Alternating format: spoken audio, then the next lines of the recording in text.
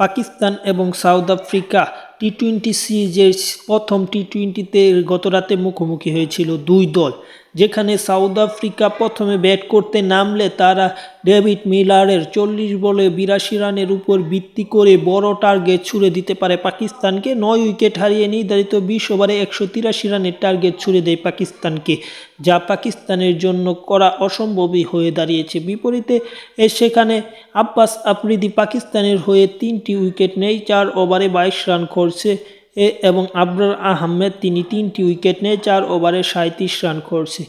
বিপরীতে ব্যাটিং করতে নামলে 184 রানের টার্গেটে সেখানে 8 উইকেটে নির্ধারিত 20 ওভার শেষ করে পাকিস্তান 172 রানে 11 রানের পরাজয় নিয়ে মাঠ ছাড়ে তারা, যেখানে মোহাম্মদ রেজাউল সর্বোচ্চ করেন 62 বলে 74 রান এবং সাইম আইয়ুবের জোরো ইনিংস, তিনি 15 বলে 31 রানের জোরো ইনিংস খেলে তবু ম্যাচটি জিততে পারেনি পাকিস্তান। সিরিজে 1-0 পিছিয়ে গেল তারা।